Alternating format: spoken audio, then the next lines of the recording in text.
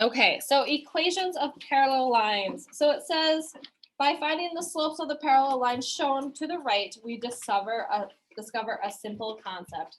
And so just to remind you how to find the slope of lines from a graph, you need to find points of perfect intersection. So for example, sorry, right here, right here, right here. So I would go up 1, right 2. So my slope is 1/2.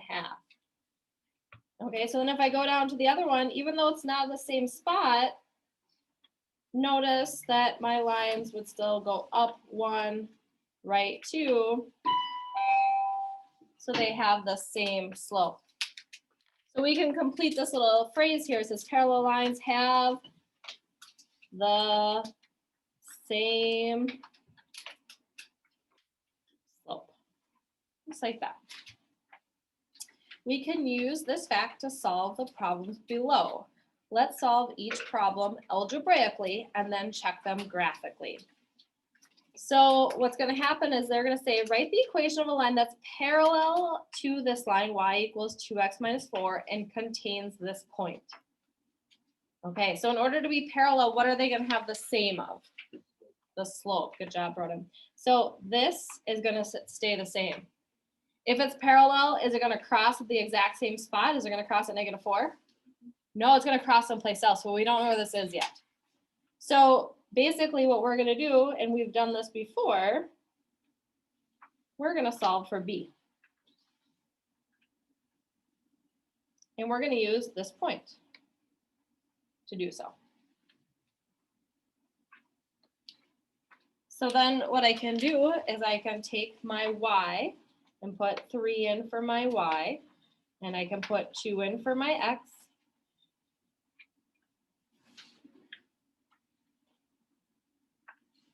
So I get 2 plus b equals 3. When I solve for b, what do I get? 1. Okay, so that's your intercept. This is your slope. So my new equation is going to be y equals 2x plus 1. This went in right here. And that went in right there.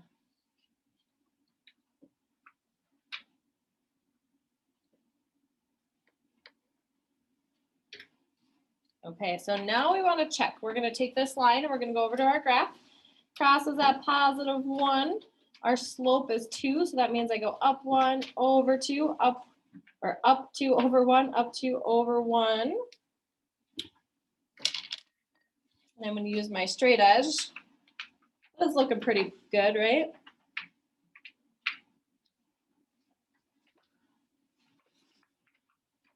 Okay, so it says, are they parallel? I would say yes. Does it go through the point 1, 3? Yes. So that means that this equation represents a line that's parallel to our blue line, and it goes to the point 1, 3. So it marks off, it hits all the boxes, checks all the boxes.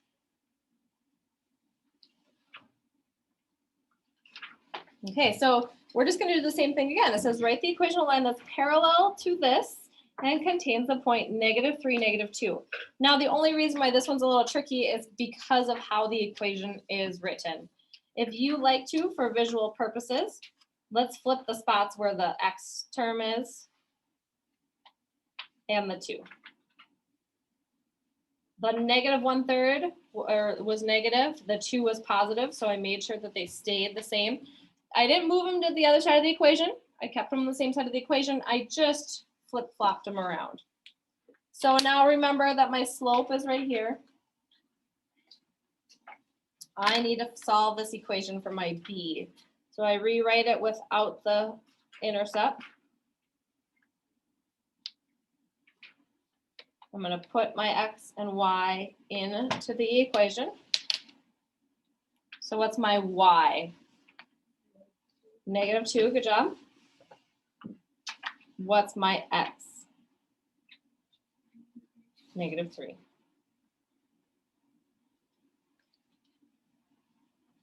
If you don't like fractions, you can use calculators, but I'm pretty sure you guys can take 1/3 of 3, right? Which is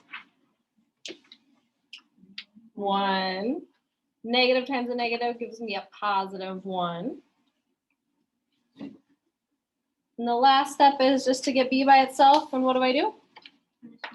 -1. If you have a -2 and you subtract 1, you end up with a -3. So my slope is -1/3. My y-intercept is -3.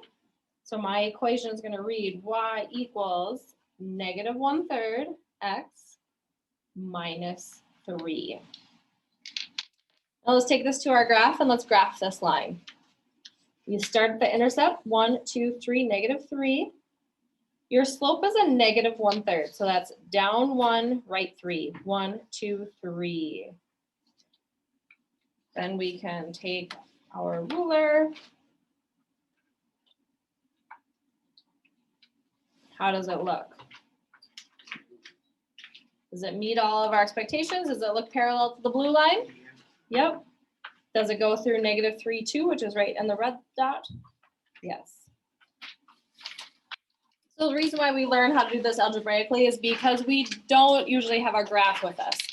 If we wanted to, we could have started at this point and graphed it until we found where it crossed.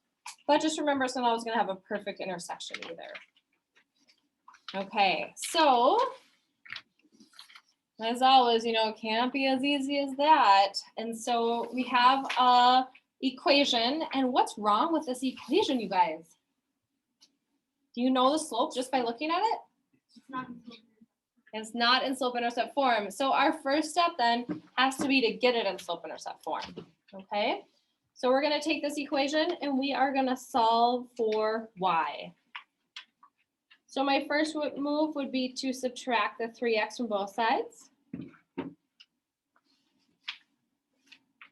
2y equals -3x plus 6. Then I'm going to divide both sides, all terms, by 2. Now remember, slope, it's okay if it's an improper fraction, so I'm going to leave it as -3/2. 6 divided by 2 is 3. So now I have an equation where I can pick out my slope. And maybe you guys in your notes, you want to put a little step 1 type thing in here. You could say step 1, get equation in slope-intercept form. That way, if you were doing this at home on a quiz or a test, this would be helpful to you.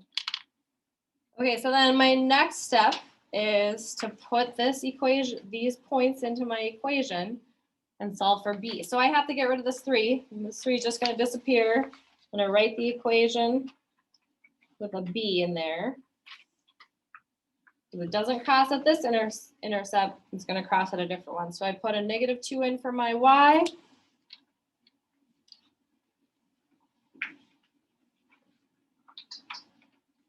And a +2 in for my x.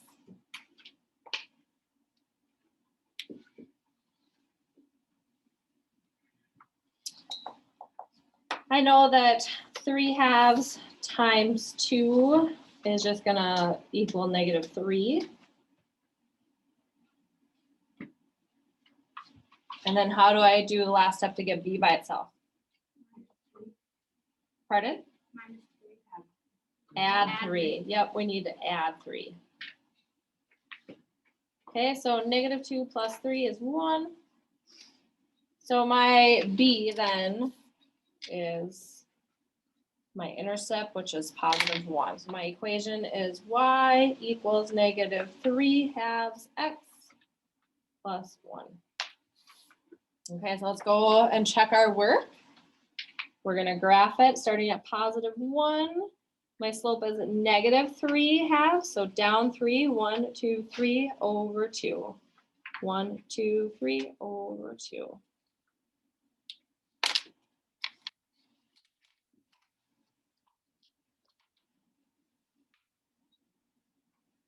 Is it parallel? Does it go through our point?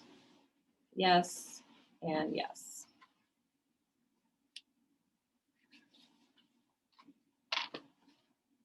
Okay, so I'm going to pause myself and I'm going to let you guys do this one on. Okay, so if this is our original equation and I have to solve to get it in slope-intercept form, what do I do first to get y by itself? Who can help me?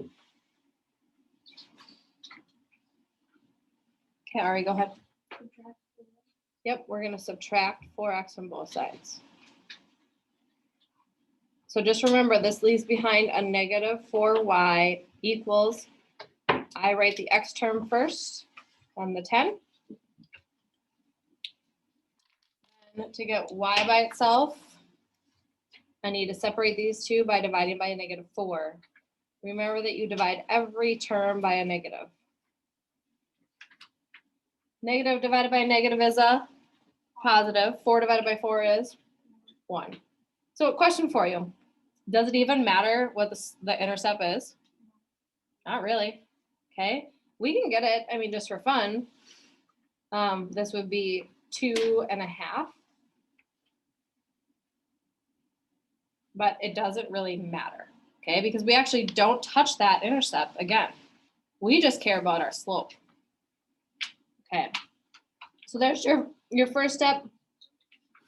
Now if I take that equation and I'm solving for b, here is my x, here is my y. Put 1 in for y, negative 3 in for x. To get b by itself, just need to add the 3. 4 equals b. So my equation then is y equals 1x plus 4. There's my b. Here's my slope. And there's where they end up. So now we can check our work, go to our graph, start at positive 4, 1, 2, 3, 4. And your slope is up 1 over 1. Notice I only had one move there. Sorry, just go that. I can also go down 1 over 1, down 1 over 1. As long as they're both negatives, the slope ends up positive.